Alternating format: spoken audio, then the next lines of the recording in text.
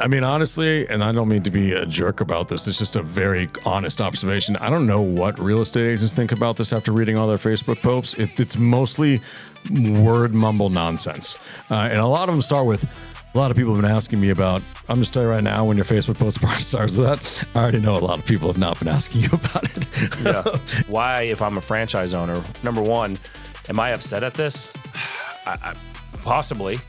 I mean, if I put my blood, sweat, and tears, and probably a lot of money into the franchise agreements, the down payment, the offices, the staff, and I was also fighting against losing my agents to these revenue sharing cloud brokerages, and then I get purchased by a revenue sharing cloud brokerage, I don't know how I would be feeling right now, honestly. You're not merging them in right away. You're keeping RE/MAX, the brand, intact. My prediction is that will change over the next 5 years, by the way. I don't mean to be a downer, but I think the RE/MAX brand will be dissolved eventually. DFW, turn it up. This week in DFW Real Estate. The weekly podcast built for agents who actually get paid. Market moves, listing heat, closing streets. DFW agents.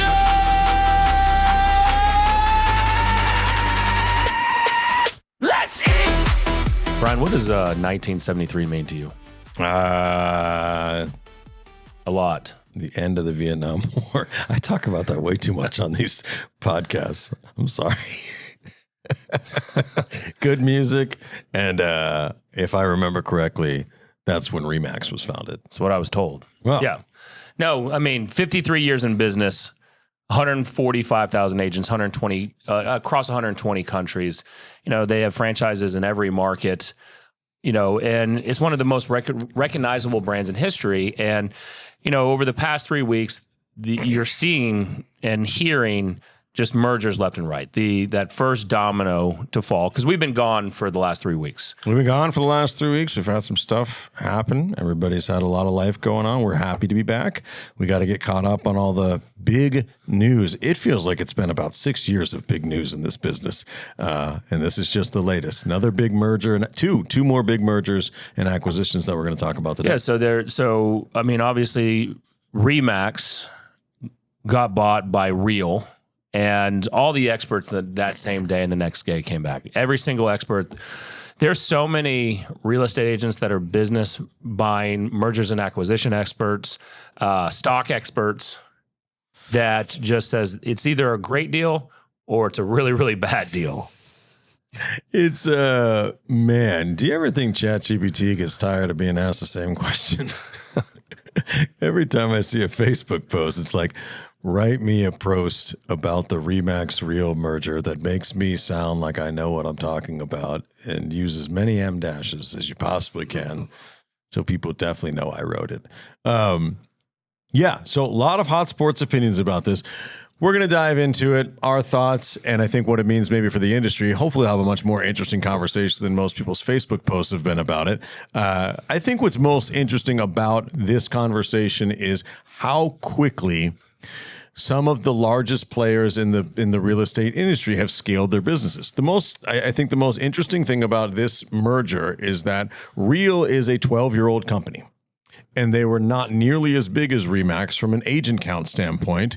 And they acquired RE/MAX for 38% below of their stock value just 3 years ago. So obviously, correct. Not just RE/MAX, most residential real estate companies that are publicly traded have been on a downslope since 2022. That's no news. But it's a very interesting story in regards to the size of the company that is on the acquisition end of the merger. You would not think, if you looked in any other industry, that a company that's been around for 53 years, that has 140,000 licensees worldwide, is the type of staying power that RE/MAX has.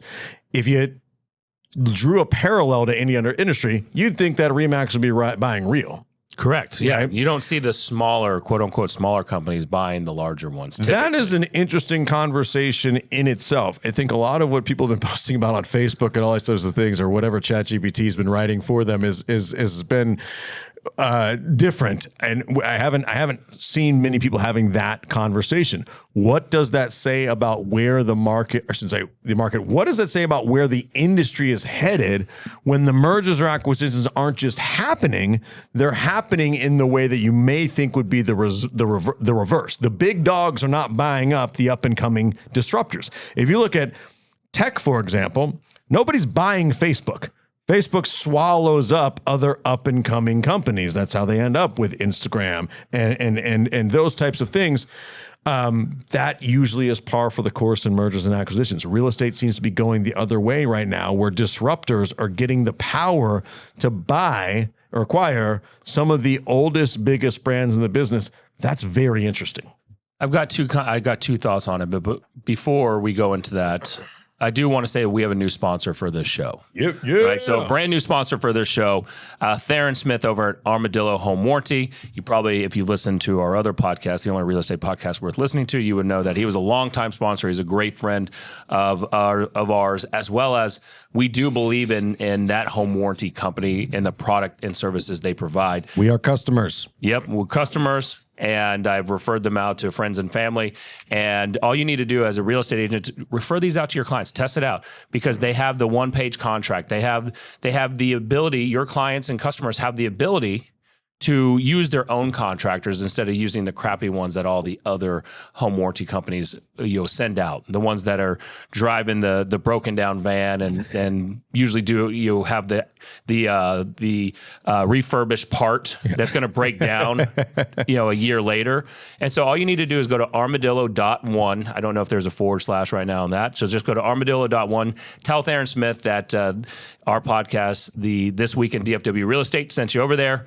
That way he can take great care of you. As well as we do have our other sponsor of the show, the GetResidualAgent.com.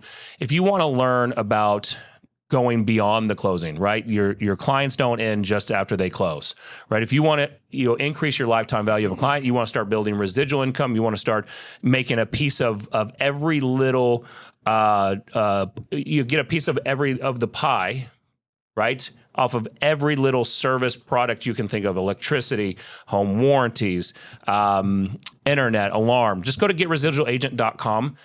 Go sign up on that wait list and see what we've got brewing over there, because you're going to be super, super stoked once you understand what's going on over that on that side of the world. So the two thoughts I had about kind of this real RE/MAX thing is that, first off, why in the real estate industry? I mean, we do see Compass buying everything up, but it makes a huge splash when another brokerage buys another one. Sure. Versus, Facebook bought Oculus, Facebook bought Instagram. You see some of these other companies getting bought up. They own Snap? I don't think. No, they don't own Snap. I think they're still out there. Okay. I believe so. But you saw, like, I love Jesse. In the past, you saw, Blockbuster passed on buying Netflix.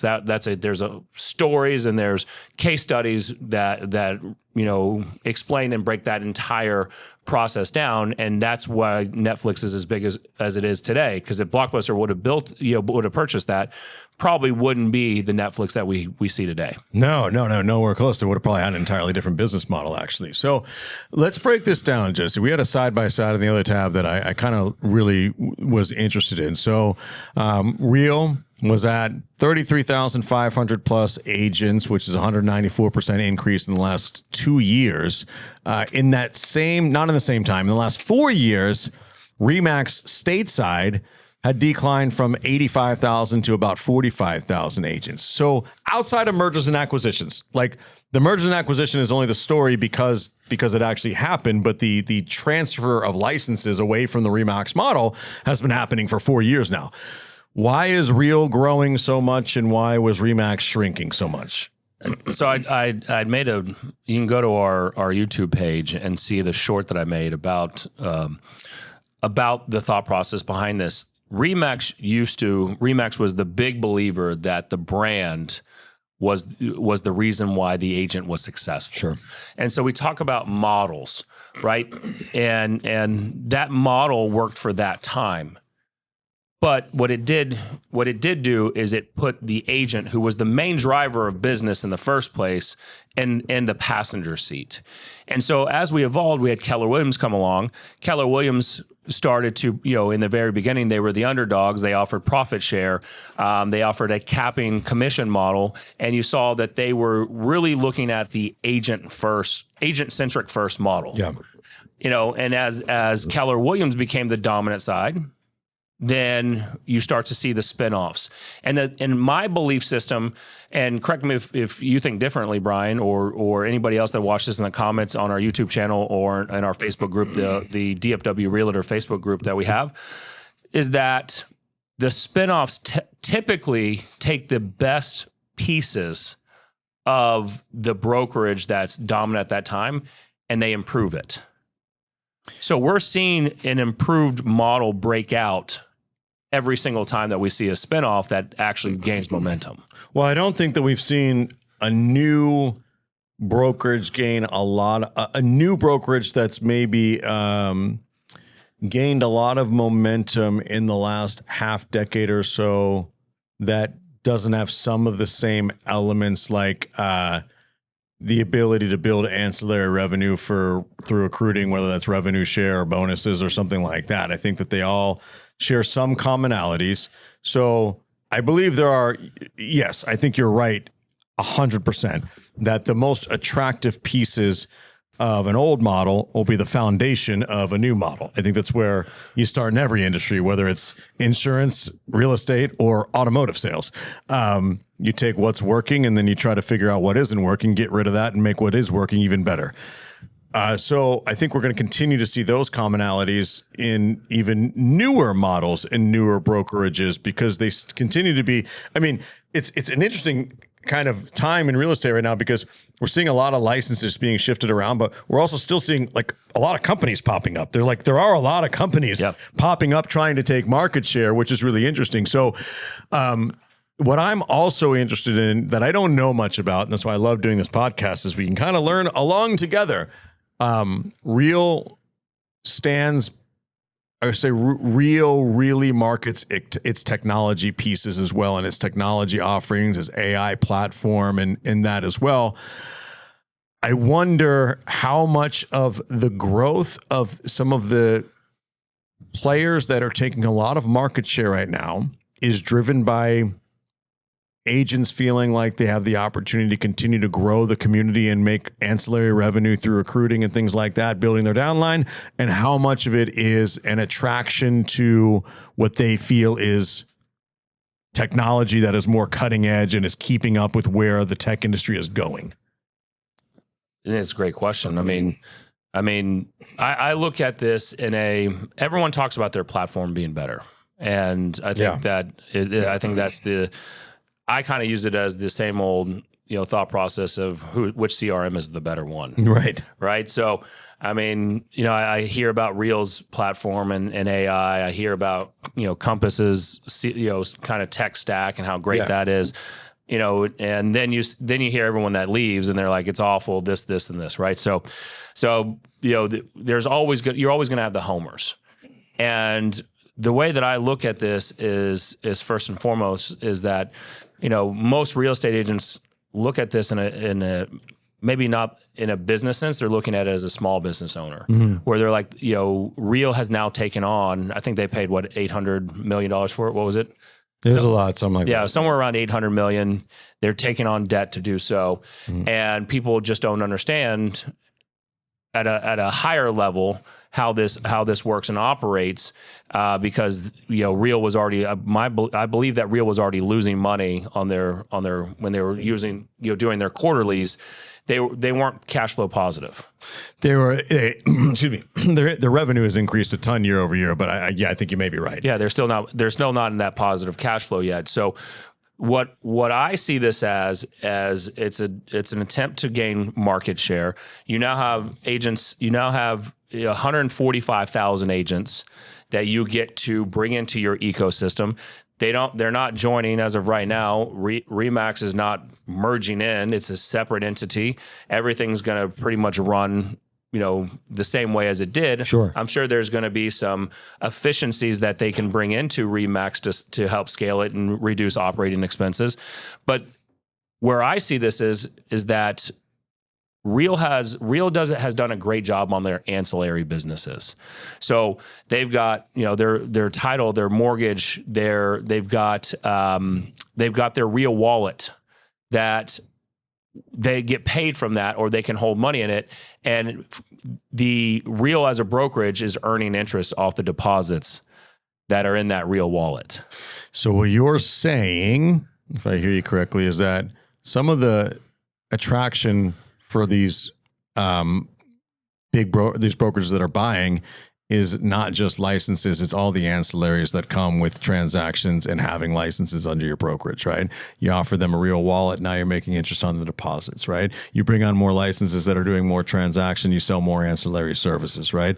The brokerage of the future makes way less money off of commission splits. So that's what I was going to say, is that the brokerage, while the brokerage right now, their majority of their profit is coming from the commission side, the agent's transactions. What they're doing over on this side of the wheel is that they're trying to hook their ancillaries in at a much deeper level, which most companies try to do. I just don't think that they haven't been as successful yet. Where my belief, and I'm not with Real, by the way, full disclosure, I'm not with Real, not with Remax, and what I see, what I think is cool as I'm analyzing this is that their Real wallet, what it does is it tracks their earnings, it manages transactions, they can access their revenue share, their stocks, it can move money faster for them, they can receive commission payments in there.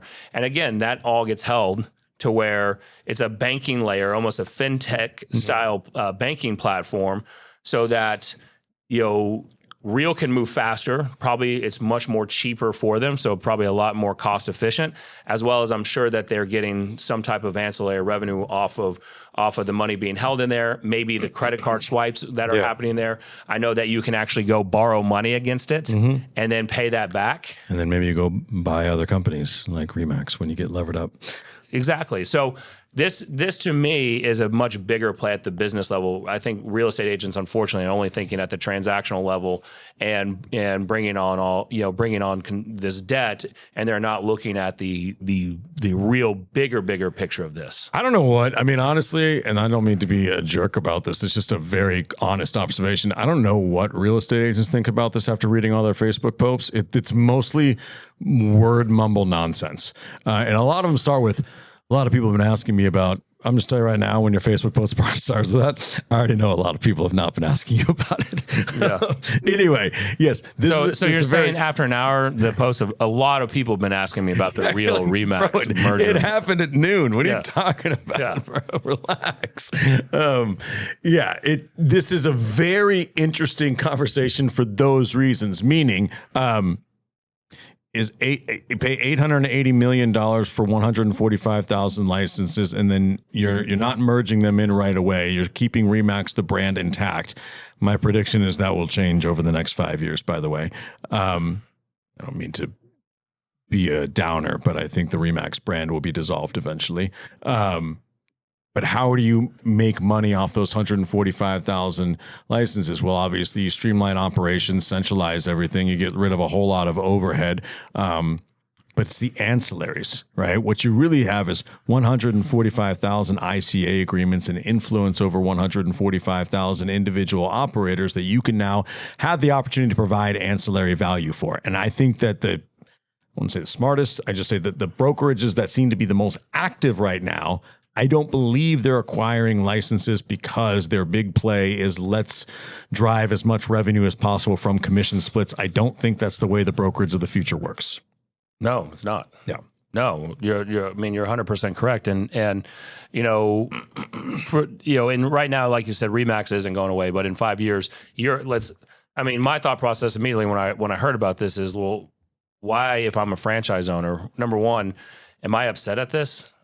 I possibly, I mean, if I put my blood, sweat, and tears, and probably a lot of money into the franchise agreements, the down payment, the offices, the staff, and I was also fighting against losing my agents to these revenue sharing cloud brokerages, and then I get purchased by a cloud revenue sharing cloud brokerage, I don't know how I would be feeling right now, honestly. It may be difficult to have some conversations that I kind of now have to reposition this because this was probably one of my biggest competitors from the recruiting side. And now I have to have a different conversation that positions this as a great thing for our agents. Interesting from the broker owner side. How it's like a politician that's campaigning one thing and then they flip flop to the other side. Now, all of a sudden now they have to flip it and say that what they were against, now they're really for, and how much they really love it. Yeah. And so, I mean, but I also then start to, this dies down. Yep. And then the next couple days, which I don't know how this was planned. I don't know, was this in response? But then you have eXp Realty that bought the franchise brokerage NextHome. Mm-hmm. And 5,500 a little over 5,500 agents. They had 500 plus office locations. My understanding of it when I was kind of looking into this is that about 40% of those franchise owners actually were virtual. They didn't have physical office space. And then as you dig into it a little bit more, that this NextHome franchise was mainly for people that weren't big enough, that didn't have a big enough kind of play to go get a bigger franchise, purchase a bigger franchise, or maybe it was a franchise owner at the big brands and big box brokerages that were unhappy.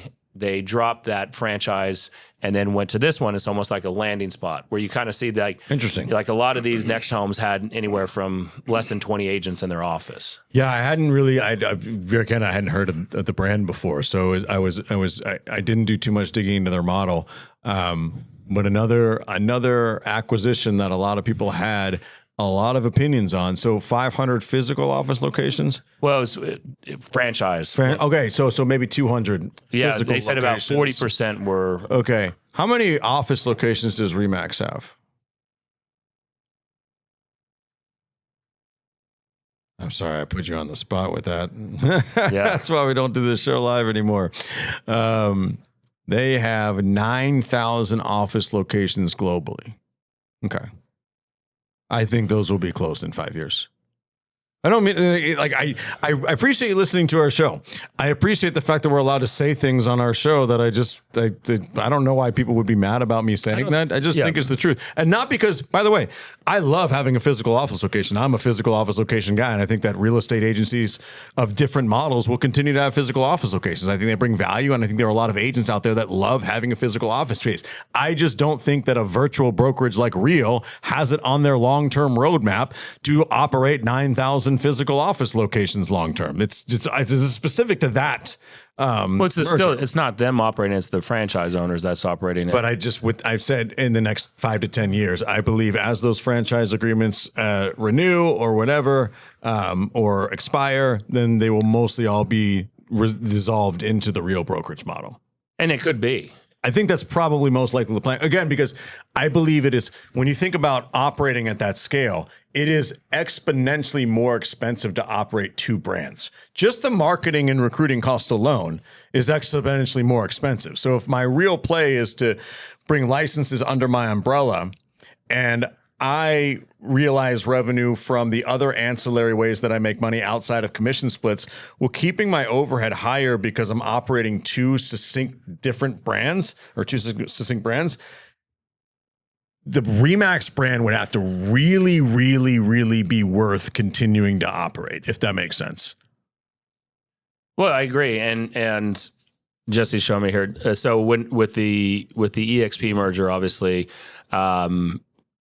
eXp announced, because their ticker symbol was EXPI. They are now trading under the ticker symbol AGNT, agent, basically. Mm-hmm. And I don't agree or disagree 100% with what you said about Real with the Remax offices changing. I think that as they're looking into it, my belief is, number one, if you're gonna have all these if you're going to have Remax, how do you get access to the revenue share? Like, why would you? I still am not wrapping my head around why would I run in two different parallels from an agent or even a broker owner when the biggest play would be how do I get the revenue share? How do I, I'm probably getting some stock already now. What do you mean run two different parallels? So Remax is not changing anything, right? So if you're a Remax agent, you're not joining the revenue share pool that Real has. Right. Not yet. Not yet. Right. But how do you then how do you merge it all in? You'd have to merge them in. They get a choice, right? So does Remax agents go ahead and start jumping ship over to Real Brokerage? Well, let me ask you something. Jesse, maybe you can look this up. I like being transparent on the show. I don't know if you're going to find this. What is the average age of a Remax agent? Oh, this is... I'm not being a jerk. Do you think that EXP is going to put a heck of a lot more effort in empowering Remax to recruit as a brand? Or do you believe Real?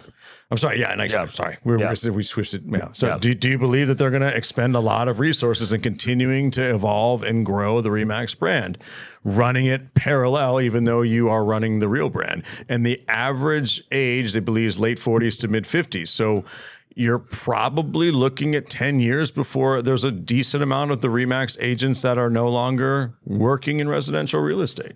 Sure. But you also have cycles that come in, right? That's assuming that Remax doesn't have any growth momentum now that they've got maybe a capital stack behind Remax. Now they've got maybe an improvement in technology. But that's my point is if you're a broker owner or franchise owner of that company, where's the incentives other than you got to recruit just to keep your lights on? You need to make your money, and then the agents, a veteran agent's going to start asking, well, why am I going to be over here versus going over to Real?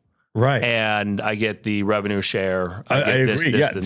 So this is to your point. I don't know what the Remax franchise owner is feeling right now. I'm not trying to crystal ball. I think I'm just trying to talk from the most common sense place that I could think of these things around, and not try to be too predictive like I'm smarter than everybody, but just kind of look at the pieces on the chessboard and think about what makes the most sense, right? If I am a Remax franchise owner right now, I'm probably relatively worried about my agents just going over to Real voluntarily right now.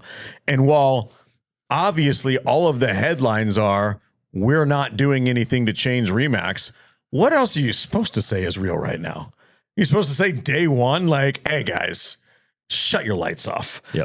No, that's the craziest thing that you would do. Of course not. So I also don't believe that Real doesn't have the intention of taking the 145,000 licenses that it just acquired for $880 million. And it wouldn't be beneficial for the majority of those to be under the Real brokerage at some time in the relatively near future, meaning the next 5 to 10 years, the ones that are still operating in the business. And that it may be less attractive as a long-term strategy to continue to empower and recruit to the Remax brand that they own, rather than transition to fully Real. We bought this company. We are continuing to make it more attractive for them to dissolve into us. And the long-term strategy is that Real is still just Real. I think the same thing about EXP. I think EXP's announcement that they're transitioning to a multi-model brokerage is not the long-term play. I think that's what you say when you acquire brick and mortar franchise. Let me ask you this, Brian, because we've had the privilege of buying some companies. Mm-hmm. What's the reason why we would buy a company? What would be the reason why anyone would buy a company? Cash flow, assets, future earnings opportunity, and data.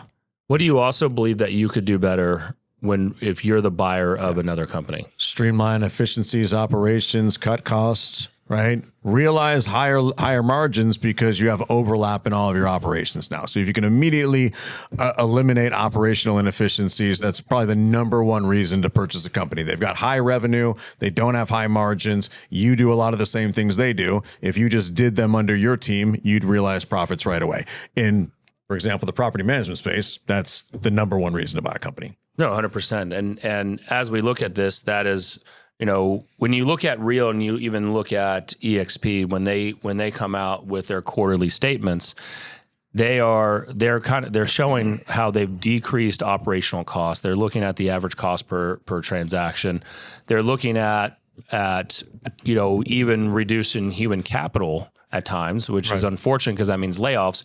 But that also means improving your operational efficiencies, and running lean and mean. Mm-hmm. And so when you buy again a company that was built in 1973, how much bloat did they have that you could say, all right, now we're buying truly a brand, because there are people out there that don't know what Real is. EXP a little bit, just because they started, a lot of the Keller Williams agents went over there, that the brand started to take hold. But even EXP doesn't have that same brand the way that RE/MAX does. Right. And so if you look at it, Real now just bought a brand name. Right. They confidently believe, I'm assuming, that they can improve operational efficiencies and cut bloat and cut fat, and maybe even help franchise owners I'm assuming they'll add some tools, some tech stack, getting onto their platform so that they can maybe increase recruiting. Yep. And then ultimately, do they figure out how to roll them into their revenue share program network? Yeah, I think that's the ultimate plan, is to roll them under one umbrella. And again, I'm not saying this will happen today. I said like 5-10 years from now, right?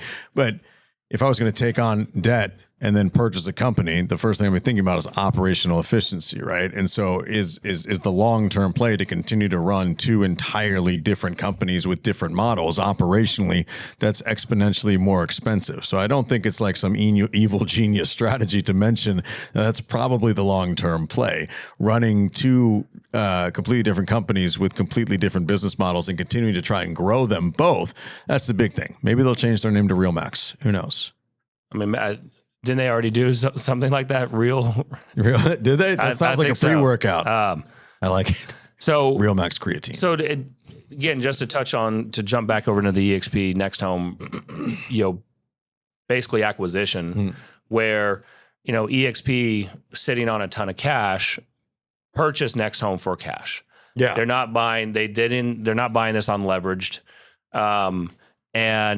and it doesn't move the needle. NextHome was doing about 30,000 transactions a year. Okay. So that doesn't move the needle very much. Like EXP, I believe, is doing around 30,000 transactions a month. I think they're at 360 something thousand for 2025. Mm-hmm. And so when we look at this, it's I'm assuming, because I don't know what they bought it for. I don't know if we have that public knowledge yet, but when we take adding 5,500 agents, I'm sure they're looking at it as at a breakdown of this is the cost per agent. This is how many units they're doing. They were doing about 30,000. Where can we start putting our ancillaries in there? Yeah. And I'm with EXP. I don't think EXP does an amazing job yet of getting their ancillary revenue in there just yet. And there could be some other thought processes that we can grow NextHome, because this is a landing spot for the brokers that don't want to be at the big box. Maybe they are turned off by the big brands in the big box, and then we can come over to NextHome and have a lower fee structure, but we still get the capital, we still get the technology piece that NextHome was kind of lacking. Because my understanding when I read about them was that they were still bootstrapping everything as they were growing. NextHome. Oh yeah. And I think probably same play. Eventually we just get all of your agents to just dissolve into the company and we run it as one. Here's the thing. If I'm buying a completely different model, let's use common sense here. What's the worst thing that could happen with either of these mergers? For the acquiring company, what's the worst thing that could happen day one after the deal closes? Agents leave. Yeah, they go, I didn't agree to get bought by Real. I don't want to be a Real agent. Doesn't matter.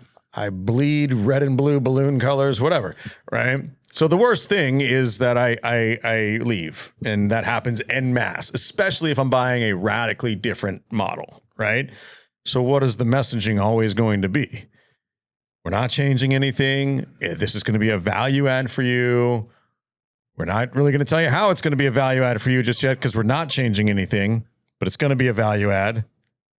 Just trust us, right? The long-term play is we have the ability to start with the ancillaries, start showing you one piece of value at a time, whether it starts with streamlining our back-end compliance operation, and now we're all on one system, right? And now we have the data all flowing into one place. Now we can start to inject the ancillaries there, but your life didn't really change all that much. And then we start maybe doing a special stock buying program where because you're one of the agents that's in the acquisition, we're doing discounted, whatever. Like there's a million ideas that get bounced back and forth right now, right? But isn't the ultimate goal that we want you here with us and we want you to be happy about it? But I can't tell you to be happy about it on day one because you come from an entirely different world. That's what I think about both of these mergers. The biggest thing is, are we seeing that Keller Williams did this. Keller Williams kind of shifted their model to being agent-centric to the brand recognition, right? And my belief is that's kind of where maybe the downturn of Keller Williams started happening, is when we started, focusing more on the Keller Williams brand, one of the most recognizable brands out there. And are we seeing almost the death of that? And now, even though it's been here for a hot minute, we're seeing more and more agents. You have to build your personal brand. Yes, right. Personal brand is now, if you're not building that, if you're only building the brokerage brand, you're dead in the water. Yeah, I think that the big takeaway here, and we've talked about this in recent episodes, is that the brand name of the broker you're with is not going to be the value proposition for the real estate agent moving forward into the future. I just don't think clients certainly care what type of technology their agent has, the value that they bring, the tools that they provide, and at the end of the day, what they can do to help them buy or sell a home with the most seamless and delightful experience. But the brand name on the sign, I don't think that clients nearly have the attachment to that they used to, unless you're in specific areas or at specific price points and things like that. Or maybe, big time luxury brands and stuff like that. I'm not going to speak to what happens in New York City or the coast or very high end properties, but I mean, the everyday middle America agent, I don't think that the name on your sign matters nearly as much to the client as it used to. And I believe that what you do to brand yourself is exponentially more important than it ever has been in this industry. Brian, who do you think is next on the getting acquired list? And who do you think is going to be doing the acquiring?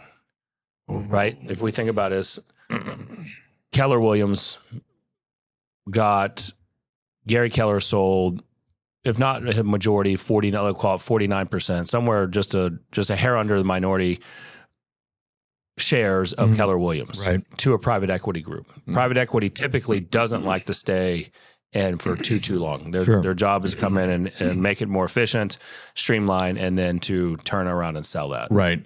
Well, just because we talked about this actually the other day, you and I, we do talk off camera. I've changed my thinking on this. I shouldn't say changed my thinking. I've evolved my thinking on this. I don't think Keller Williams is going to get sold in the near future. I just think for the exact reason that I talked about before, where the number one thing you don't want to have happen if you're the acquiring company is a mass exodus of agents. The job that Keller Williams has done building brand loyalty over the years, I don't know that any of their agents, I shouldn't say any, I feel like there's just a substantial portion of their agents that wouldn't even stick around to hear the pitch, if that makes sense. That the one thing that you could do to crumble the almighty moat that is the Keller Williams culture is sell. And I think if there was one acquisition target that it would be very difficult to retain the licenses that you're purchasing, it would be that one. I just think you'd have a big drop off in licenses pretty quickly. I could be wrong. I have no idea. That's just my thought. So if the question is who's going to get bought, my answer is not them. So who continues buying? Well, do you see the little guys? Do you see the little guys like, there's still, Douglas Elliman is up there. Yeah. when you kind of name it out there. But do you start to see maybe the smaller regional brokerages maybe partnering up or merging together to get larger to either save themselves, or it's more attractive to still get merged in? Yeah, so that's a really interesting conversation, is who becomes a buyer and who gets bought, right? I think that there are the race, the kind of arms race is picking up now for agent count. Which of these brokerages that feels like they have the technology to become the giant of the future, who is going to hit escape velocity and essentially acquire or gobble up so many licenses that their market share is so big that they have that type of forward momentum. The one that does come to mind if I was going to make predictions is Robert Palmer, because he just acquired Reside. Was not a brokerage, but I think he's in buying mode. He's a smart guy. And I think if anybody's going to find the capital to do a big acquisition that could retain a lot of agents, I think that LPT would be one that would be interesting to see what they do. You know what I like when I hear that, though, because this is still the small guys that are making the almost bigger waves. Right. I don't think that. Yeah. Like, I don't think. I mean, LPT is a 6-7-year-old company. Yeah. So yeah. To be really clear, I don't think that. We're asking Claude, and I don't know if I agree with Claude. Like, I don't think that KW is in the acquisition game right now, even though maybe they should be. I think maybe for the same cultural reasons. Like, we were both KW agents at one point. We understand the culture very intimately. Like, do you think that if KW went out and acquired Century 21 right now, he's already been acquired, but you know what I mean? Like, would that, I would say destroy, would that negatively impact the Keller Williams culture? I mean, it could. I mean, but again, this is about staying power, right? Yeah. What you're seeing right now, the consolidation of mergers is about, one, it's who's going to. There's a reason why we're seeing this now, and we're seeing the bigger names out there. Compass has been buying. You saw, on the fintech side, you saw more of like even the Zillow or the Rocket Mortgage and Redfin deal. Yeah. Oh yeah. Right? That you kind of look at it like, all right, this is a start. Now that kind of starts a chain reaction of like, oh crap.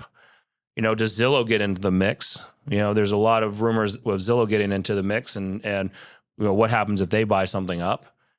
Is there a sleeper that we don't know about? You've got the smaller regionals, like you've got what's the one, Hannah? They're kind of more the Hannah organization that's kind of in that northeastern part of the United States.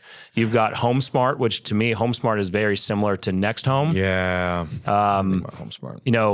We've got, not to leave it off the table, we've got United Real Estate, which you're a part of. Sure. United Real Estate could be a buyer, or it could be get acquired. I'm in very confident mode that I'm sure my partners at United watch the podcast. We're in acquisition mode.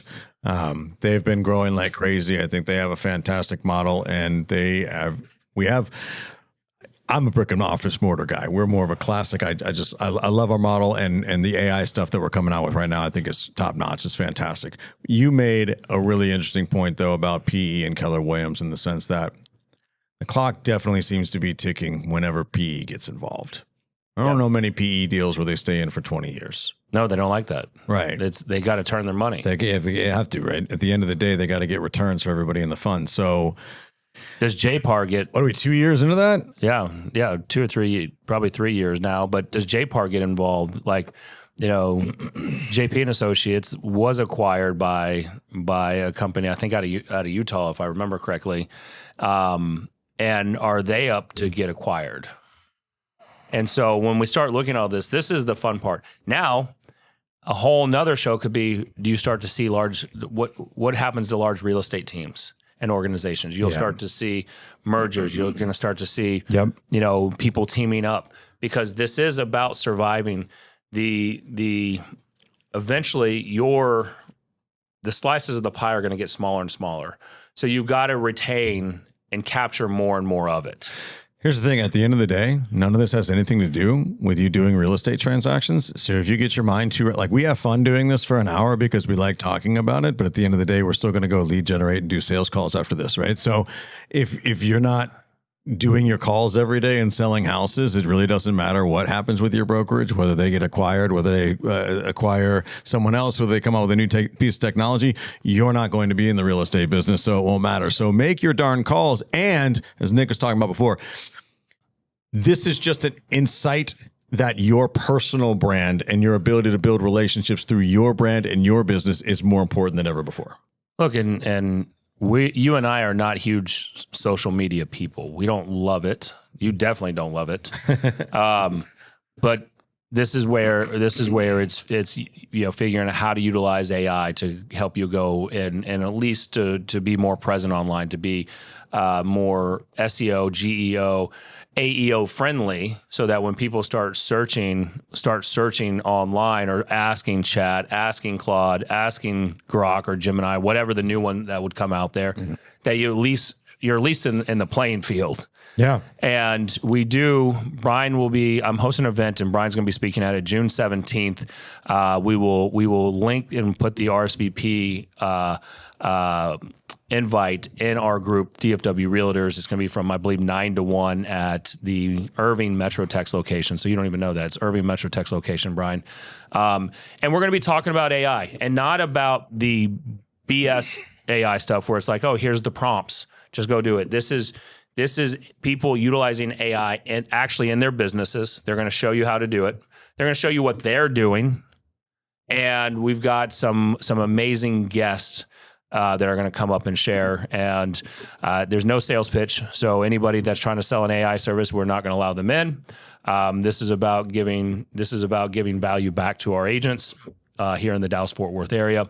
And then I would also say, Brian, is like, as we're seeing these brokerages gobbling up other brokerages and franchises, the reason why they're doing is they want to get the transactions. They want to get the data.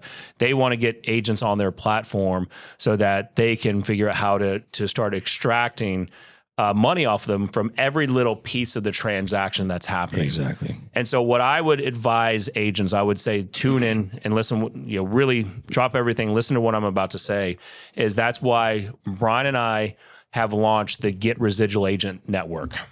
And the Get Residual Agent Network is all about helping agent partners just like yourself. First, it's in Dallas-Fort Worth. It's open to all of Texas. It will be open up everywhere very, very soon. But the idea and belief behind it is you as an agent building your personal brand. It's time for you to have a seat at the table that the brokerages are already at. The brokerage is already doing this. Your lender, your insurance, your home warranty company, inspection companies are already doing this. And this is where we're going to teach you how to extract small pieces of the pie out of the transaction that doesn't impact service. And in fact, it actually makes you look more like a rock star. What it's also going to do is going to give you an opportunity to actually be more valuable to your database and to your clients. What it's actually going to allow you to do is start expanding your mind to what actually residual income looks like, so that as you build this and cycle through, that you've got additional cash flow, or you've increased your lifetime earnings, your lifetime customer earning value.